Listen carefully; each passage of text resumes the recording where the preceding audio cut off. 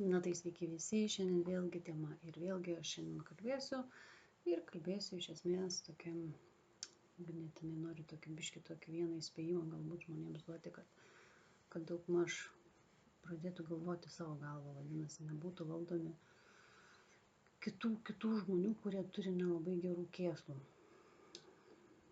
Iš esmės mes galime atskirti, kas yra teigiamo, kas yra neigiama, ne? Tai neigiami dalykai tokie, pavyzdžiui, šmeižimas žmonių, tarkime, nuteikinėjimas kažkoks prieš kitus žmonės ir panašiai, arba atlikti tam tikrus veiksmus, kurie ne apie jūs yra, ne, tarkime.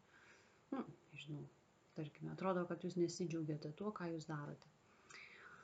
Iš esmės visada reikia atkreipti dėmesį tai, kad jeigu jūs nesidžiaugiat tuo, ką jūs darote, vienas iš atvejų yra tada, kada jūs kažkieno tai kito norus realizuojat, vadinasi, kažkam kitam to reikia. Ir tų manipuliacijų labai yra įvairių, vadinasi. Tokių kaip, kažkam galbūt, nežinau, ten iš praeities yra kažkoks pyktis ant kažkieno tai, ne, tarkime, ir dabar bandykime ten kažką tai daryti, žodžiu, kad ne tam žmogui kažką tai blogo padaryti. Ir mes galime atskirti tą tokį žmogaus poelgį, žmogaus bandymą kažkokio tai pritraukti tam tikrais dalykais ir kad žmogus atliktų tam tikrus veiksmus. Šiaip iš tikrųjų galiu pasakyti, kad gyvenime vyksta labai visokių dalykų. Ta prasme, yra labai baisių dalykų. Yra, ta prasme, aš nenoriu čia, aišku, gąsdinti ir panašiai, bet, iš esmės reikia tą vieną tokį dalyką įsisąmoninti, kad, geri darbai ir geri dalykai mus veda link kažko tai gero, vadinasi, link gerų kažkokių tai šviesių momentų. Todėl, kada yra darbas su savimi, tarkim, sąmoningumas, tarkime, tai yra iš tikrųjų ganėtinai toksai sudėtingas kelias. Tai jisai nėra lengvas kelias. Tai yra ganėtinai tikrai sudėtingas kelias, kada einama ir per egoizmą, einama per kitas tam tikras pamokas, įgyti tam tikrus dalykus, kad, įgyti tos pačius įrankius, galbūt netgi pasakyti žodines, statyti savo ribas. Ir, žodžiu, gyvenimas mokina tam tikrais etapais praeiti tos momentus. Dabar ką norisi dar paminėti, tai kad, esate jūs ir savaime suprantama, jumise yra tiek ten tėvų, tiek senelių ir visos šitos istorijos iš esmės yra mumise. Tik tai tiek, kad po kažkurio tai laiko tos situacijos pakyla ir, tas situacijas mes kažkur tai prasisprendžiam, transformuojam tos suvokimus, arba tas mintis kažkieno tai ir panašiai. Kartais lūpomis kalba kažkokios tai programos. Būna žmogaus klausai ir išsprūsta kažkokia tai programa, kur, jaučiasi. Kada žmogus jaučia, tai jisai girdi ganėtinai, kad kažkas fonuoja, kažkas netokio. Todėl ir tie momentai, kurie yra, sako žmogui ant krūtinės sunku, pasidaro, atrodo, lengva buvo, ir staiga ant krūtinės kažkas sudėtingo pasidarė, tokio sunkaus. Tai yra tam tikrų momentų, kada mumise apsigyvena, galima sakyti, kažkokios tai, tarkime, kažkokios tai, reikia sakyti, musmirės, bet aš sakysiu lervos atitinkamos, lervų yra irgi įvairių, kurios, yra lervų gerų, yra lervų kažkokių, tai vadinkime tai lervomis, tai vadinasi, kurios yra užprogramuotos lervos, kurios užšokančios lervos ir ta prasme, ir tada jūs bando jos paveikti tam, kad jūs darytumėte tuos darbus, kuriuos reikia daryti. Iš esmės, žmogaus meilė, dieviška šviesa, dieviška meilė vadinasi, tai jinai gimsta tais atvejais, kada mes vis tiek pasirenkame kelią, vadinasi, šviesos kelią pasirenkame. Ir tuose pasirinkimuose mes visada gyvenime esame. Ir vieni kitiems netgi kartais ateiname parodyti, kurį tu kelią pasirinksi, kartais ten intriguoja kažkas, pavyzdžiui, bando jūs galbūt, susitinkate su žmogum ir žmogus ten bando jūs, sako, davai, kokio narkotiko pavartoti ir ten dar kažko. Tai jums iš tikrųjų, kas eina sąmoningumo keliu, iš esmės jums yra pamoka, ką jūs tuo metu pasirinksite. Ar pasirinksite tą savo, aš žinau, ten tarkime, potraukį kažkokį tai, ar paslysite tame momente. Ir jeigu, aišku, paslystama tame momente, vis tiek bet kokiu atveju žmogus sąmoningumo keliu eidamas, jisai prabunda iš to momento ir jisai tiesiog įgyja kažkokios tai patirties. Iš esmės patys geriausi, pavyzdžiui, narkologai, kurie dirba su tokiom situacijom, tai jie iš esmės geriausi yra tie, kurie patys tos produktus yra mėginę, patys žino, kaip tai veikia, apie ką tai yra, kokias smegenų funkcijas jie, būtent atitinkamos medžiagos veikia, ar dėl ko žmogus paslysta, arba ko ieško tose produktuose ir panašiai. Tai tame nereikia niekada, kaip aš sakau, nereikia savęs už nieką kaltinti, visiškai. Iš kalties jausmų tai visiškai absoliučiai kiekvienam, galutinai reikia išeiti iš kalties jausmų. Dabar, čia yra labai svarbus dalykas. Nes iš esmės pati gamta kaip kalties tokio momento jinai nėra sukūrusi. Gamta jinai tiesiog, jeigu taip žiūrėti, gamta tai yra gamta, yra žmogus neatsiejama gamtos dalis. Mes visuma esame kažkokia tai ekosistema. Ir kada žmogus gimsta, jisai negimsta su kalties jausmu. Kalties jausmas yra įgyjamas iš tam tikrų patirčių, arba kažkas kaltina žmogų ir tada jisai patiki, kad jis yra kaltas, arba vaikystėje tiesiog vaikas prisiema dažniausiai ant savęs kažkokią tai tėvų situaciją ir neša tą kažkokią kalties jausmą. Ne? Tai kaltė tai yra jinai įgyjama dažniausiai arba perduodama iš šeimos, žodžiu, jeigu taip sistemiškai žiūrėti, mama ten, pavyzdžiui, kalta dėl kažko tai ir paskui kažkuriam tai momentui ten gali žmogui irgi pakilti tos pačios situacijos. Nes, kaip ir minėjau, mes ne veltui pasirenkame tas šeimas, kad įgyti tam tikras patirtis, kurių mums anksčiau ir vėliau reikia. Pirmas dalykas – iš kaltės jausmų išėjimas. Vadinasi, nei vienas žmogus nėra kaltas. Ir aš dabar paaiškinu, kodėl. Jeigu žmogus tam tikram etape pasielgia kažkaip tai atitinkamai, vadinasi, tuo metu jis turėjo kažkokias tai žinias, įrankius, kuriuo metu jisai kažkaip tai atitinkamai pasielgia. Ir už tai kažkokios yra atsakomybės.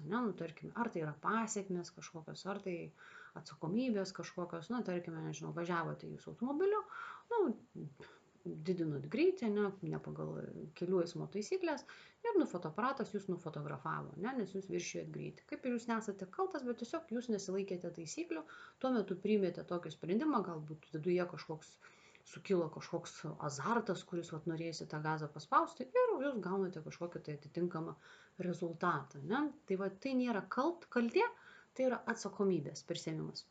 Tiesiog tai yra kažkokia tai pasiekmė vadinama, bet iš esmės kaltės šitame momente jos nėra.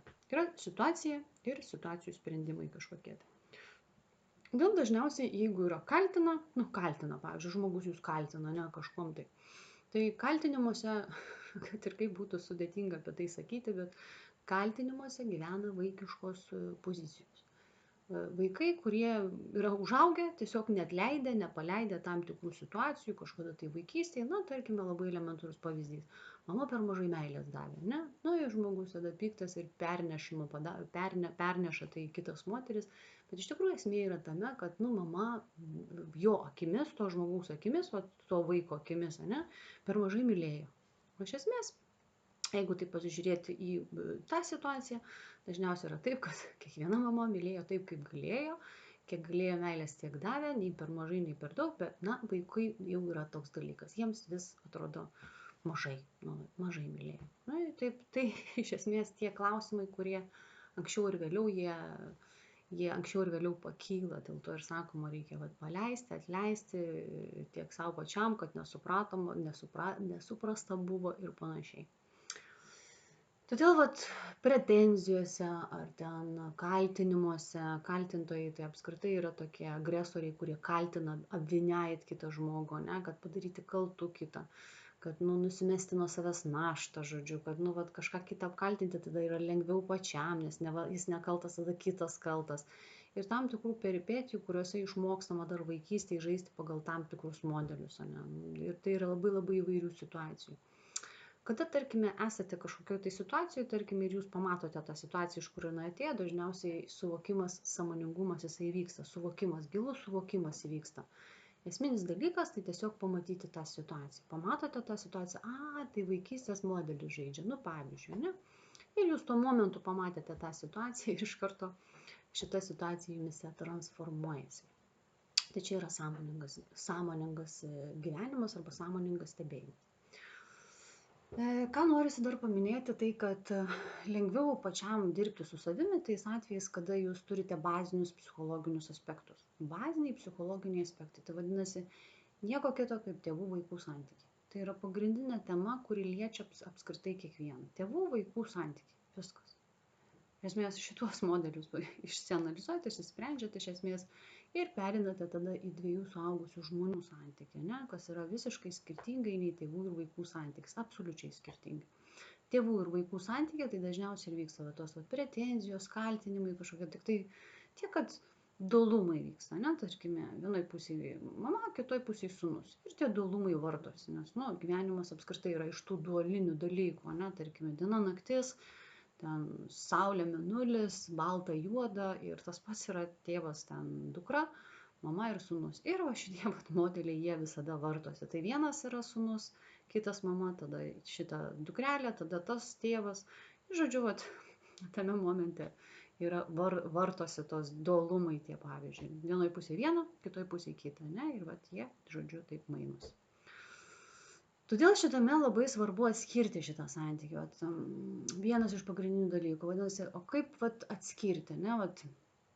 Kaip čia dabar reikia daryti, kad atskirti. Pirminis dalykas, reikia labai gerai įsigilinti, apie ką yra suaugusių žmonių pozicija. Kas yra suaugęs žmogus. Kiekvienam yra sudėtinga tai girdėti, greičiausiai, mes visi norim būti suaugę, nes kažkada tai vaikystėje irgi labai greitai norėjom užaugti, nes galvodam, kad vau, užaugsim ir būsim, super, kažkas tai mums ten mes galėsim ir lauką bet kada išeiti, ne, bet kada grįžti, nes, visada matydam kitus kaip liktais, tėvams tai galima, mums tai negalima, tipo vaikams tai negalima, ne. Tai čia yra esminis dalykas tam, kad suprasti, kas yra suaugę du žmonės, tai yra tam tikri dalykai, kuriuos atskiria nuo tėvų ir vaikų santykio. Du suaugę žmonės yra niekas, nei vienas, nei kitas, vienas kitam nieko neprivalo, nėra skolingi, nėra ten, visiškai, prasme, jeigu taip kalbėti, tai du skirtingi žmonės, kurie susitinka bendram gyvenimo kelyje ir jie keliauja bendram gyvenimo kelyje. Vienas kitam nieko neprivalantis. Bet kada gali, vadinasi, išeiti, išskirti, gali bet kada pasakyti, kad meilė baigėsi ir, žodžiu, tai yra dviejų suaugusių žmonių gyvenimas, kad tiesiog, gyvename, kol gyvename ir džiaugiamės vienas kitu, kol, kaip sakom, kol Dievas mūsų kelyje mūsų lydi, galima sakyti taip. Tai svarbiausia, aišku, šitame momente tikėti, kad yra kažkokia tai aukštesnė jėga, kuri iš esmės šitą visą momentą jinai reguliuoja. Ne? Mes esame, kaip sakant, tie kūriniai žemėje, kurie įgyja pamokos, taip siela mūsų mokosi, auga, mes patirim per savo fizinį kūną, per savo pojūčius ir panašiai. Ir taip mes mokomės. Gimdami mes kažkokių tai dalykų nemokame ir paskui jų mokomės. Ne?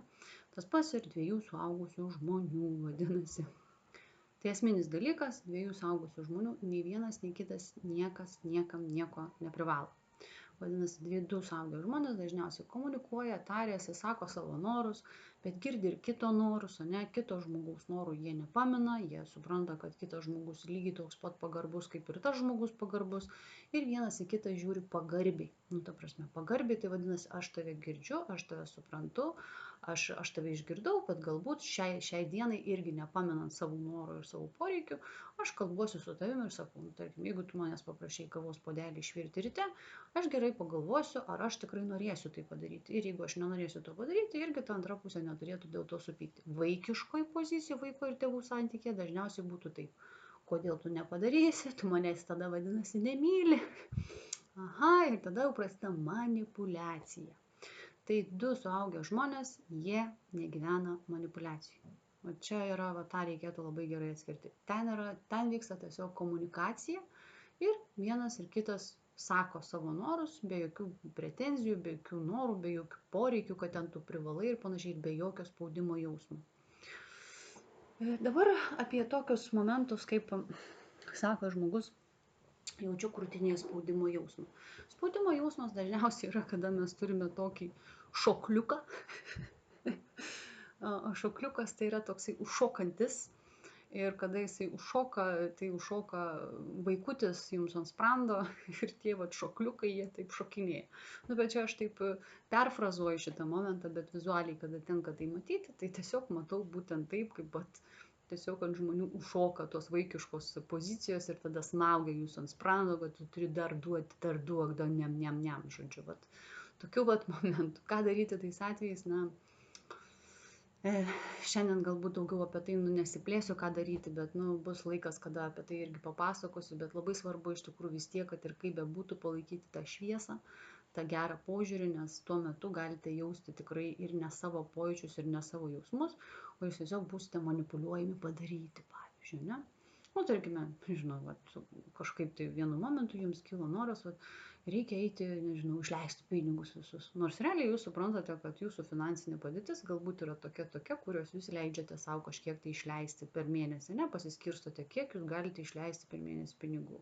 Ir staiga ant jūsų šoko kažkoks tai, kaip aš sakau, lervinis produktas.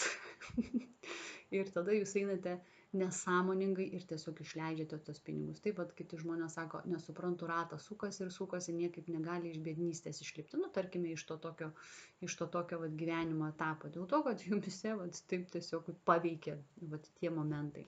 Tokius dalykus reikia atkreipti dėmesį ir vat, išlikti sąmoningais. Nes suaugęs žmogus, jisai puikiai vertina situaciją.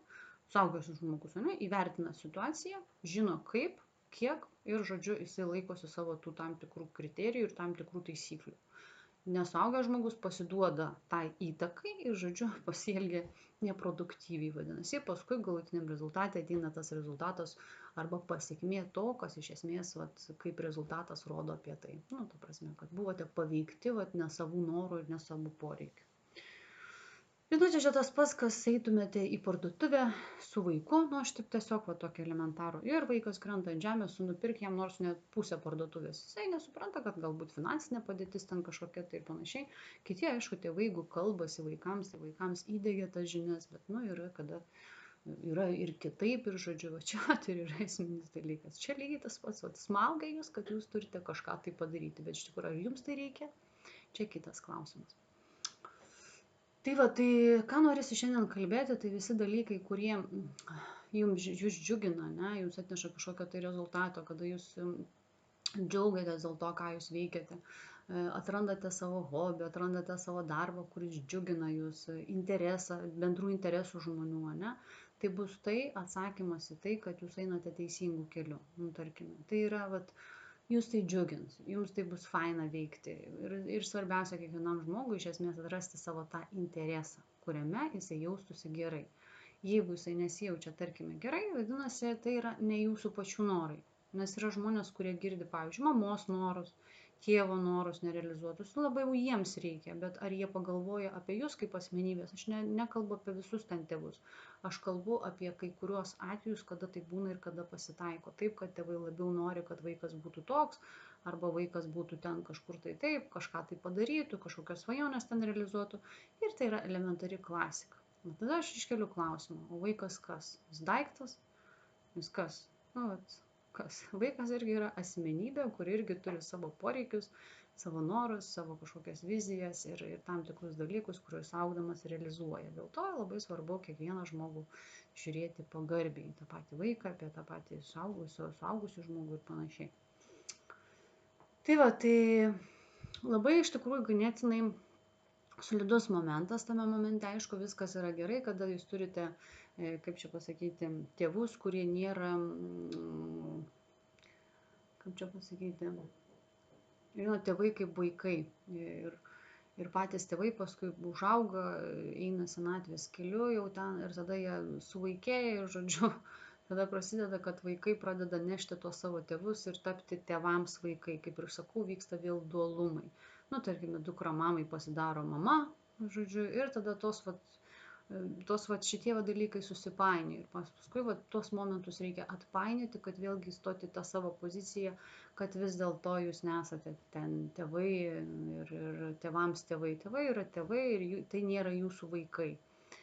Nes, kitaip gaunasi, kad hierarchiniai momentai ar dar kažkokie tai eina ta priešprieša ten tam tikri dalykai, tos energijos tėkmės jos visiškai pradeda kirstis Ir tada, ne taip teka. Jeigu, pavyzdžiui, elementariai pavyzdys, jeigu kraujotaka teka būtent tokia kryptimi, tai jeigu hierarchinis dalykas vyksta priešingai, kraujotaka pradeda tekti kita kryptimi. Ir tada natūralu, kad organizme pradeda vykti visokie tokie momentai, kas prieštarauja tai visai sistemai. Ekosistema, jinai yra ekosistema. Jeigu teka tokiu būdu, tai teka tokiu būdu. Jeigu saulė šviečia tokiu principu, reiškia tokiu principu šviečia. Jeigu mėnulis taip kyla, taip leidžiasi, vadinasi, taip kyla ir taip leidžiasi. Ir tam tikri gamtos dalykai yra tiesiog sutverti taip, kaip jie sutverti. Tai va, tai čia vienas tokių pagrindinių momentų. Aišku, dirbant tą sąmoningumą susitinkama su vairiom situacijom. Aš nekalbu apie tokius momentus, kai ten tu pradedi susipažinti su ezoteriniu gyvenimu, pradedi susipažinti su to kažkokiu tai energetiniu pasauliu ir panašiai, kas iš esmės ten yra visko. Ir aš tiesiog šiandien dienai galiu labai nuoširdžiai parekomenduoti, jeigu yra galimybė tai nelysti, tai tiesiog nelyskite, nes ten yra visko ir labai baisių dalykų. Aišku, kai tu grįžti iš ten, tu labai daug atskiri, kas yra tikra, kas nėra tikra, matai tam tikrus momentus, paskui perini prie to, kad tu susitaikai su tuo, kad taip tu savo gyvenime kokių dalykų būna ir panašiai, bet siela kartais pasirenka tokį kelią, kaip aš sakau, kad įgyti žinių ir patirties ir galėtų pasakoti kitiems žmonėms, kurie galbūt panašiam etape yra ir ką jiems daryti, kaip tu elgeisi, kaip pasielgiai ir panašiai. Iš esmės vienas labai pagrindinis toks pastebėjimas yra tai dalinti žiniomis. Vadinasi, kada jūs dalinatės žiniomis, tai iš esmės tai yra labai labai svarbus momentas. Nes žinios vienas brangiausių dalykų iš esmės, nes tai yra jūsų patirtis. Nekalbu tais atvejais, kada jūs ten, tarkime, perskaitate kažkur knygą ir perpasakojate. Tai nėra jūsų patirtis, tai yra skaityta kažkieno tai patirtis. Tai bent jūs tai labai išgyvenote, patyrėte ir panašiai, tai tada taip, galite išgyventi net su knyga, iš esmės skaitydamas knygą galite išgyventi istoriją ir iš to žmonės irgi būna net kažką tai suvokia. Tai yra labai skirtingų mokymosi būdų, kaip žmonės geba gyventi sąmoningai arba įgyti kažkokių tai žinių.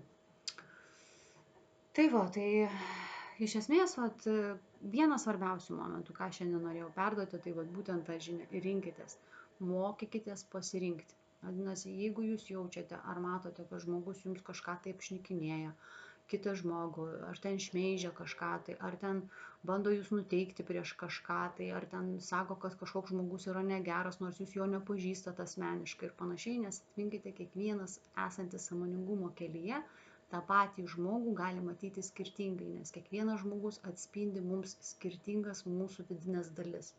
Jeigu žmogus yra ganėtinai švarus, tarkime, švarus, jisai sąmoningume, ilgus metus, jisai ganėtinai švarus.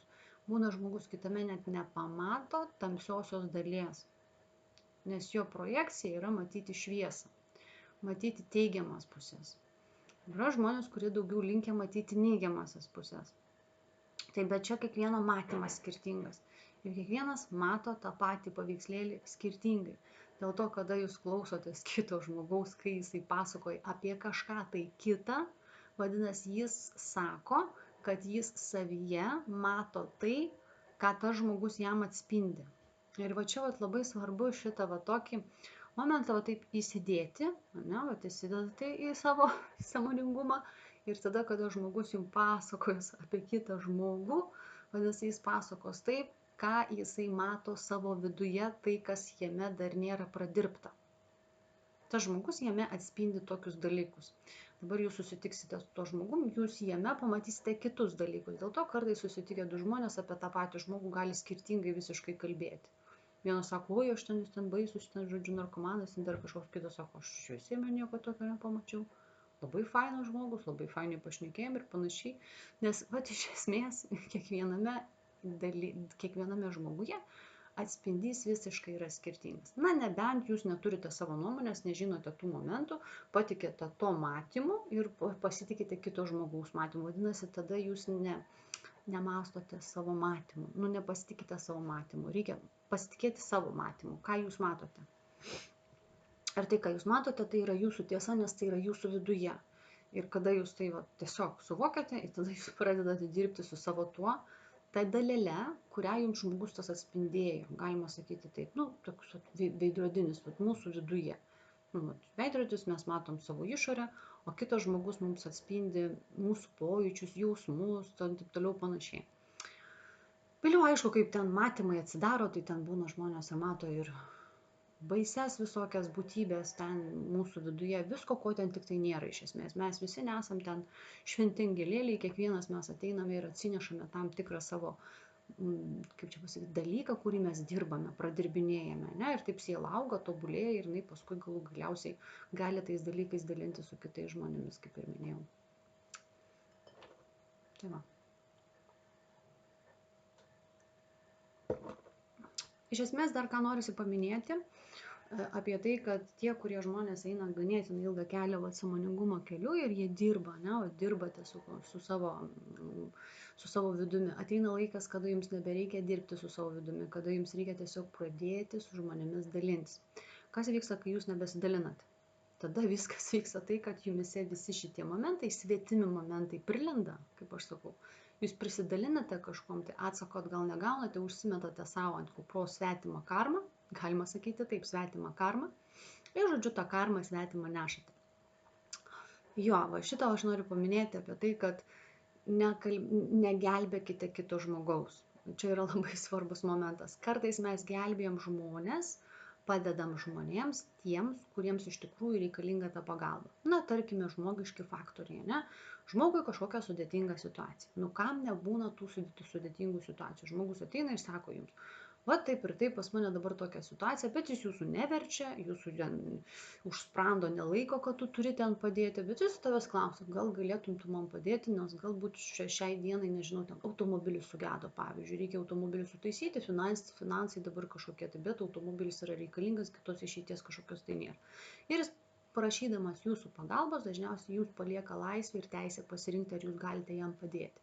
Ir kai kuriems žmonėms mes pagal savo galimybės, pagal savo resursus, pagal savo norą mes galime pagelbėti. Kai kuriems mes pagelbėm. Bet jeigu jūs pradedate tokie būti gelbėtojai gyvenimo, nes būna tokių gelbėtojai, jie gelbė ten kitus žmonės, ir tas kitas žmogus tada neįgyja savo patirties, o jūs asmeniškai užsidekraunate tą svetimą karmą ir praeidinėjate tą svetimą karmą. Todėl va šituose momentuose reikia labai gebėti atskirti, kad nenešti svetimos karmos, nes tokių, kurie nenori nieko daryti, tikrai irgi yra, kurie tik tai dėjoja, bet nieko nedaro, tarkim, ne? Ir tada jie visada tokiam rate ir gyvena, o jūs tada apsimate tą jų svetimą tą produktą, kaip aš sakau, tą sunkumą, ir tada jūs nešate tai, pereidinėjate tą svetimą momentą. Todėl, kaip ir minėjau, labai svarbu atitinkamam momente pradėti dalinti savo žiniom, kalbėti apie tai, ką jūs žinote. Ir tada tokiu būdu jūs galbūt paliesite tą visuomenę, kuri irgi eina panašiu keliu. Ir jiems kažkokios tos žinios reikės tokios. Tai tai čia vienas iš tokių momentų, kad vis dėlto kartais mes norime gelbėti kažką tai, bet reikia negelbėti, nes kitas žmogus turi irgi įgyti patirtį. Kitaip sakant, jūs tiesiog paimate iš to žmogaus tą patirtį, kurią jisai turi praeiti, ir neleidžiate jam praeiti, bet iš savo poreikio gelbėti. Bet čia reikia tą tokį momentą ganėtinai mokėti atskirti, vadinasi, kur yra produktyvi pagalba ir žmogus tikrai jam kažkokia tai situacija, ar kur žmogus nenori nieko daryti, nori tik tai savo problemas, pavyzdžiui, jums ant kupros užmesti ir tipo taip pasidėti. Tai čia tokios yra gyvenimiškos pamokos, tai yra teorija. Iš esmės tai, ką aš pasakoju šiandien, yra teorija, bet kada teorija jinai įgalinama fiziniam pasaulyje, vadinasi, atėjo situacija ir jūs priimėte sprendimą kažkokį, tai atitinkamą pagal turimas žinias. Tada ta žinia, kurią aš, tarkime, šiandien sakau, pasakoju, jums jinai įsigalina. Jinai tampa jūsų realybė, nes realybė jinai tampa tais atvejais, kada tikrai jūs patvirtinate tai fiziniam pasauliu. Čia žinote, tas pats, kas žmogus, pavyzdžiui, kalbėtų, oi, aš padarysiu ten, pastatysiu namą, medį, ten nupirksiu tau kelionę, žodžiu, mašiną, čia bus, čia, pavyzdžiui, pavyzdys, ne, žmogus žada, šneka, kiek jis visko padarys, bet niekas tai nevyksta, nerealizuojasi, nes tai nėra jo realybė, tai yra tik tai kalbėjimas, ne? Kada žmogus tai yra realybė, jisai daro kažkokius veiksmus atitinkamus, kad tai realizuoti. Lygiai tas pats ir čia, kada kalbam apie sąmoningumą, vadinasi, yra žinios ir tai įgalinama realybėje. Tada tai tampa tikrovė ir tada tai tampa vis lengviau, po kurio tai laiko atitinkamai elgtis atitinkamose situacijose, nuolatos pastebint tuos momentus.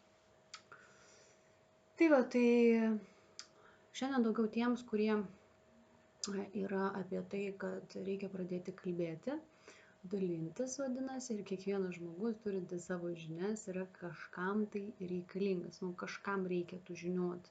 Nes būna kartais susiduri su žmonėmis, sako, tai niekam čia neįdomu, čia niekas nesidomi. Tai iš esmės nesidomi tie, kurie jūs girdite gal aplinkoje, kad jie nesidomi, gal pas jūs sukasi tokie žmonės, kuriems tai yra neįdomu. Tai tada klausimas yra, kodėl tiem pasakojate, reikėtų kalbėti tiem, kas nori tai girdėti, vadinasi, tarkime, elementarus Facebookas, YouTube'as ar kiti socialiniai tinklai, kuriuose galėsite dalinti savo žiniomis ir ateis pas jūs tie klausytojai, kurie būtent ieškos tos žinios.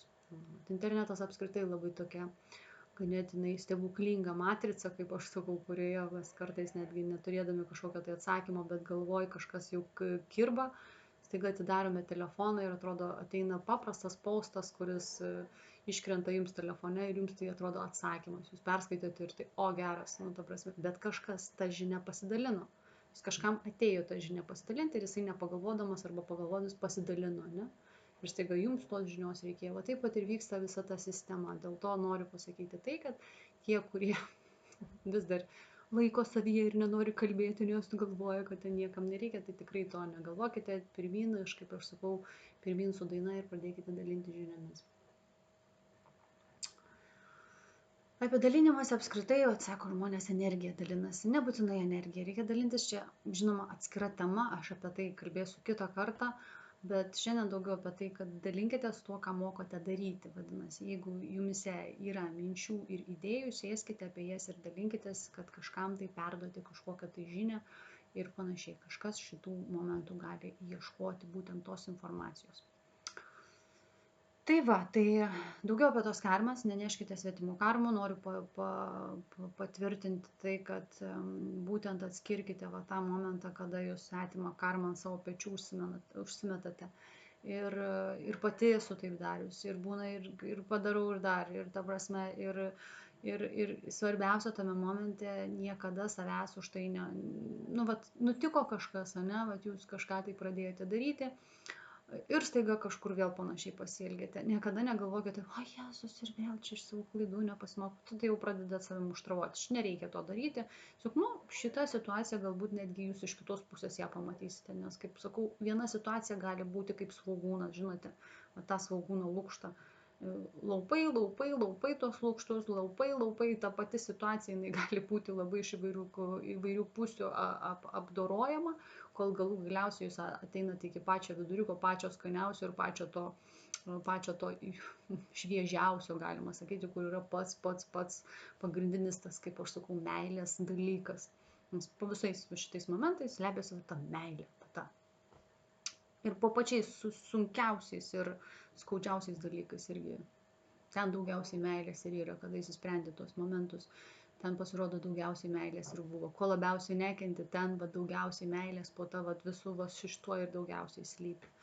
Tai čia yra tokie paradoksai, aišku, tokios, kaip sakant, tokios situacijos, kada iš esmės po pačiais skaudžiausiais dalykais yra daugiausiai meilės.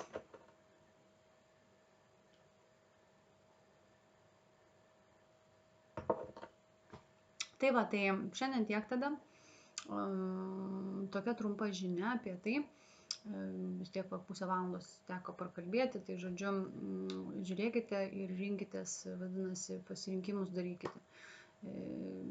Bendrauti su žmogumi, pabandykite neįsitraukti tą pokalbį, kurį jūs tempia kažkaip tai kažką apšnekėti, ten šmeižti, žinai. Ir tiesiog pasirinkite tuo momentu, ar tikrai yra tas šviesos kelias, ar tikrai tai yra geras dalykas, ar tai yra tikrai tai, kas yra teigiama, ta prasme. Ir tuo momentu tiesiog pagalvokite apie tai ir darykite pasirinkimus, taip jūs kuo toliau labiau atsisijosite su tai žmonėmis, kurie eina irgi tuo pačiu šviesos keliu, tarkime, tuo sąmoningumo keliu, nešdami tą gerą žinią, tuos gerus pozityvius dalykus, kurie, nežinau, vienas kitą augina, pakrauna, ar ten, nežinau, ten užmokina jūsų kažko tai žinių, propaguotina. Tai rinkitės tą momentą, o ne įsitraukti tą visą tokį ir žinote, tada įtraukia jūs į tą visą burbulą. Ir tada jūs tame burbulė ten su visais ten makaluojatės. Tai aišku, irgi to reikia, kad tiesiog paskui išlipus sakyti, aš nebenoriu šitaip daugiau. Tai kartais būna ir taip. Tai va, aš šiandien linkiu to sąmoningo pasirinkimo, vadinasi, kada jaučiate, kad jūs kažkas įtraukinėja kažkur, tai sakykite, ne, aš nenoriu taip gyventi, man tai nepriimtina, aš girdžiu, aš matau, kad tai vyksta, kad tai egzistuoja, bet aš tame nesu. Aš galiu matyti, aš galiu girdėti, vadinasi, aš į tai neįsitraukiu, aš su tuo nesiginčiu ir nekovoju, nes, ta prasme, kiekvienam yra savas etapas, tai vėlgi yra pagarba kiekvienam žmogui, nes kiekviena patirtis yra savotiška patirtis. Jeigu žmogus taip gyvena, reiškia, jam patinka taip gyventi. Kai jūs bandote tą žmogų iš ten ištraukti taip, kaip jam patinka ten gyventi, tai tada kyla klausimas, kaip tu gali žmogus atiminėti taip, kaip jam patinka gyventi. Nu, čia dar noriu tokia pabaigai, tai vyšnaitę tokia uždėti. Žodžiu, kad, jeigu žmogus rūko, ne? Ir sako, žmogus, man patinka rūkyti. O jūs norite, kad jis nerūkytų. Kaip galima atimti žmogus tai, kas jam patinka daryti? Tai yra pačio mūsų žmogaus suvokimas, kad, taip žmogui tai patinka veikti, tai patinka daryti, tai patinka to užsimti. Negalime žmogaus paimti ir traukti, tai vadinasi, jums labiau to reikia. Tai va čia lygiai tas pats, jeigu matote, kad žmogus ten kažkokiais tai nuteikinėjimais, ten šmižimais, ten dar kažko užsiema, žodžiu sakai, kai aš matau, kad tau tai patinka, aš negaliu tavęs iš ten tai gelbėti ir taisyti to dalyko, nes, kad svetimos tos karmos neužsineš ten savęs, ne? Aš suprantu, tau tai patinka, tu tame gyvenime gyveni ir viskas yra ok, nes tau tai patinka. Reikia tame atsibūti, atsižaisti ir kada jau žmogus pats atsižais, jisai jau savaime pats jau norės iš to kažkaip tai eiti kažkokį tai kitą etapą. O šiaip tai leidžiama yra tai gyventi kiekvienam savo gyvenimą. Tai va, tai žodžiu, aš kalbu šiandien tiek ir ką linkiu sėkmės ir, būkite sąmoningai, rinkitės tai, kur norite eiti. Ar į meilės kelią, šviesos kelią, realizaciją ir kur yra ateitis jūsų, kur jūs kažką tai gvildensit, darysit, ten realizuosit save, ieškosite savo pomėgių, hobių, ar ten interesų, kiti galbūt atradę yra jau tuos interesus, tada dalinsite su kitais žmonėmis, kaip jūs atradote tuos interesus, ne, kaip jums tai pavyko padaryti. Gal kitas žmogus panaudos jūsų tas žinias savoj patirtyje, pabandys irgi tą patį pakartoti, ne, ir pasižiūrėti, o gal jam irgi taip veikia. Tai va čia ir yra tokie mūsų tada momentai, kada mes vienas kitą auginame ir mes einame link kažko tai gražaus. Tai šiandien aš jums ir linkiu eiti link kažko tai gražaus, jeigu jūsų širdyje šito tikrai norisi ir jūs norite eiti tuo keliu. Tai šiandien tiek tada, iki susitikimų ir iki.